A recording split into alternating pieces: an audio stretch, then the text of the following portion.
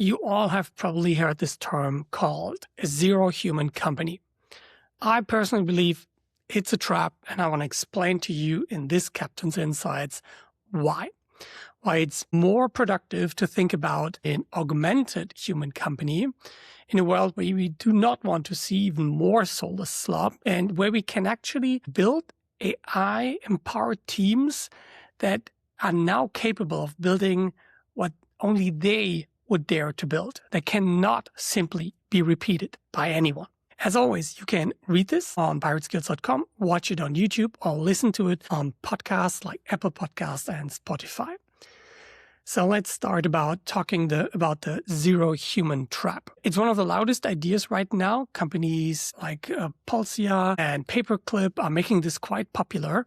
And we saw this at the last hackathon, that people are very, very attracted to it. And I get it why. Pirate Skills was also like up to 10 people, but it's just Christina and me now. So I know how it feels like, how managing humans can be very distracting. And especially before you hit product market fit, it's very likely that if you hire somebody, they cannot pull their own weight yet because I, as an entrepreneur, haven't set up the system yet and the market pull for the product that really makes it easy for people to contribute in a way that is not negative. And I also know the feeling how it is very often much easier to get to this first point of traction with fewer people, like 1 to 3 people instead of 15 people. Even though it sounds like you can do more, you start becoming more corporate-y, you are more busy with the management of things than actually building something that people want. So that is point number 1. I think it's a goal that is okay to keep your team as small as you like. Yeah, but reducing this to 0, that is not the point. But also, to be honest, there has always been this trade-off that I felt as somebody who preferred smaller teams. I either had the idea, I need to go big, build a bigger team, even if it's highly leveraged. And I'm very much aware how much I can do leverage with software and media these days. This has not gone past me. But on the other side, it was like, okay, maybe I need to slow down on my ambitions. And that really irks me. And I don't like doing that again. And I believe AI helps us to break these decisions, that small teams used to make, either going big and slow or like curbing your ambition. And the zero-human company now have in mind, like, okay, let's just remove all of the humans, make everything super scalable, and that's the solution, right? But from all of the people that I've talked to so far, they have very, very mixed experience with setting that up.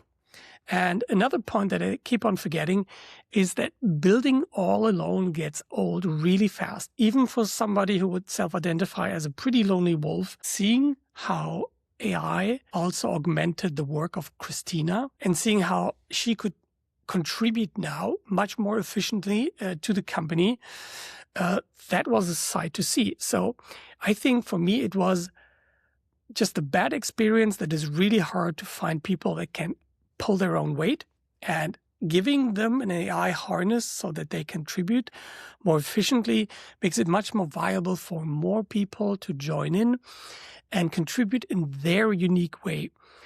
Building still for humans, things that human problems that need solving is just done way better by us. But there are improvements to be made, of course. I think Andrew Karpathy said this very nicely at a recent talk for YC Startup School. I linked the full video below. And he says it's less like building Iron Man robots. We are nowhere near that yet.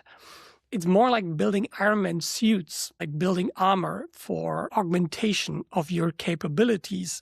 So you can now build what you want. And I think that is the metaphor that keeps the human in the company and the reason why we do all of this thing. We are not doing all of this, so AI take over and we have nothing to do anymore. We do this for the human experience, to build something we are proud of, to stand in the arena and to try something no one has dared to do before. And using AI as augmentations, building our Iron Man suit by increasing our skills and our ability to use this new wonderful tool, that is the way to think about building a human augmented company. So how does this really look like, an augmented human company? The question isn't how do I get away with even fewer and fewer people, but more how do I make each person more powerful? And if they are more powerful, how does a new reasonable company structure look like? Ideally, based on my ambitions and what I want to build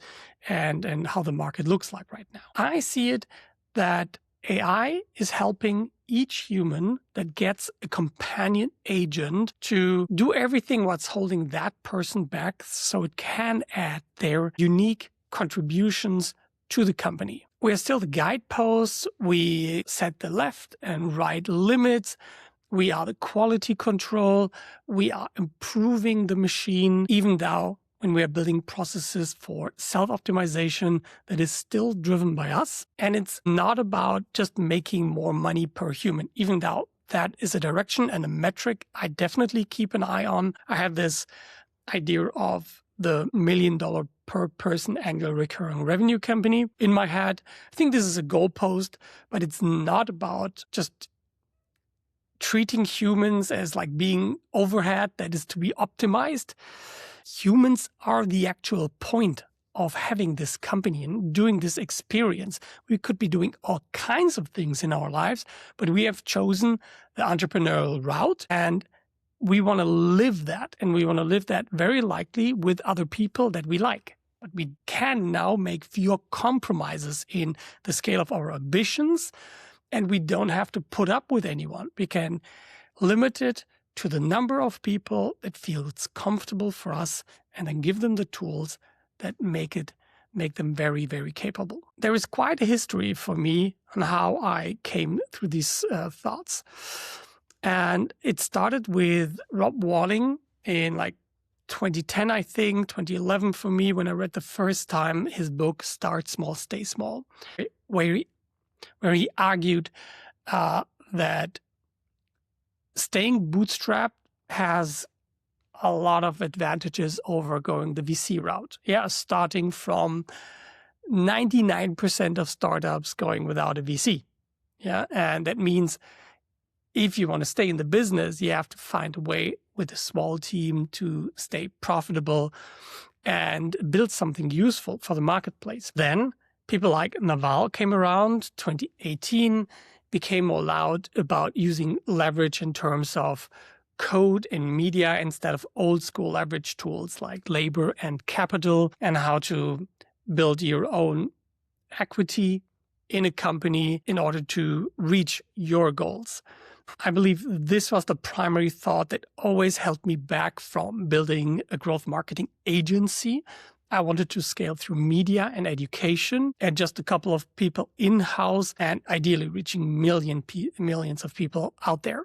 But code wasn't for me yet because I was not a developer. And it took a lot of progress with AI that took this to the next level. And when AI became more popular, ChatGPT by OpenAI, Sam Altman dropped in a couple of interviews that there is like a betting pool among tech CEOs in Silicon Valley on like the month in which the first one-person unicorn company is going to exist.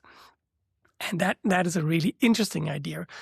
I'm not personally interested in becoming that. That is too crazy for me to contemplate, but fine for whoever who's ambitious like that. But I'm very interested in building a 1 million euro ARR per person business and seeing how far I can stretch that. Maybe 10x, probably not 100x. And then this was actually being practiced and lived by people like Dan Shipper from Every. When he talks about like the 2-slice team, there was the 2-pizza team in the Bezos days. Keep your team small that they can eat from 2 pizzas and be fine. And Dan Shipper like simplifies that even more to the 2-slice team.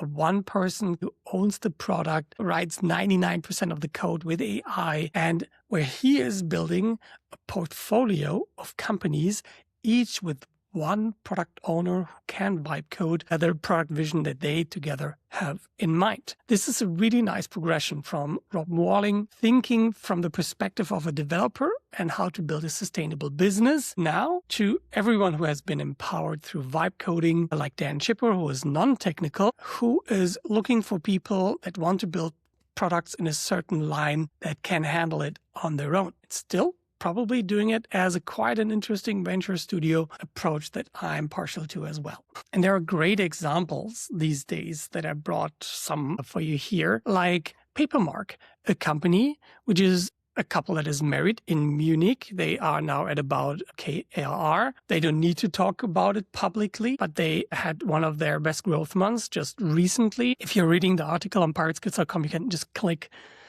on the card and it will have like an expanded detail card. And I link to their website, their GitHub, and some resources where they talk about their bootstrapping journey if you're interested in that. Another cool example is Typefully. Yeah, they now are at about 1.6 million ARR with 3 people. They are building a nice social media writing and scheduling tool. They're also a small team from Italy. And here are a couple of links on how they did their journey. And they are pretty open about it. And in the Mark Liu meetup, they shared their progress one time.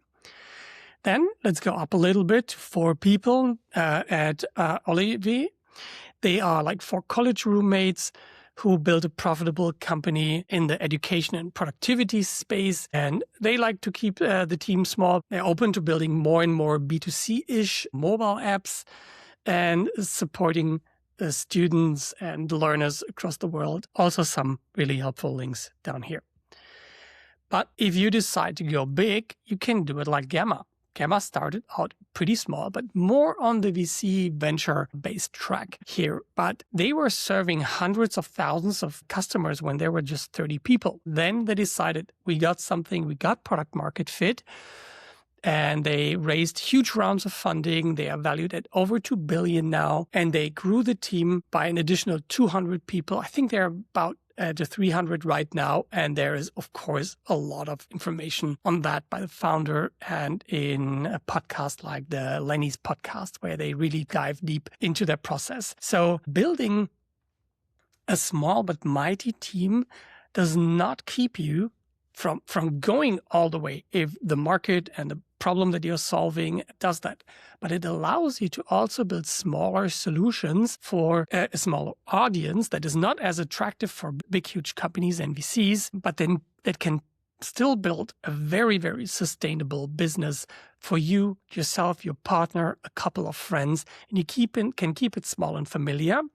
But if you decide to go crazy and the market traction is there, like we just recently saw with OpenClaw, you can think about scaling it and getting a big strategic acquirer to take you along that journey. It's your choice, but you can do the proof. All right, so that lets us go to the last piece, the repeat layer. We have a mantra at Pirate Skills called Build, Grow, Repeat. Building is very much like, how do you vibe code your software? How do you vibe market the customer acquisition engine? And now repeat. It's not about iterating on build and repeat, even though this is very important. It's about the organizational layer that makes build and grow more sustainable. Nowadays, every process that I do multiple times, I put into an agent skill. I hand that skill over to my Claude Code or OpenClaw instance, and I put it on a schedule. But in this process, the human stays in control, sets the guardrails, ensures the quality, ensures that we are improving, and the AI helps us scale these operations. And the takeaway for founders is for me that you do not need to run directly to the next angel investor and race for a big team. You can start building something genuine and honest that is solving real problems for real people, where you get organic input from your customers, you see if it grows, and then if you have reached a certain threshold, I personally think around the 10,000 monthly recurring revenue threshold, and you want to have a partner that brings in revenue and intelligence, you can go to a business angel, and you will get much, much, much better terms than if you just had it out with an idea in your mind and asking them, hey, you want to invest $1 million in my weird idea that has zero traction? In my opinion, this is the new way to build companies. It's not Zero-Human, but I definitely don't want to also go into the bloated big company thing. I want to have a small, focused, AI-empowered team that can finally pursue all the ambitious goals that they wanted to build a company for in the first place. That is it from me. Thank you for listening. If you want to go deeper, just scroll down. We always have 2 free events that you can join every month under the lab. We'll probably rename them soon to the Pirate Lab, but we talk about building software, growing software, automating your business. We also do have 2 workshop programs that start every quarter where we teach you across 6 weeks of vibe coding, 6 weeks of vibe marketing, how to build and grow your own SaaS. All right. I hope you enjoyed this, and I see you in the next Captain's Insights. Leave me in the comments what you think about this. See you there. Bye-bye.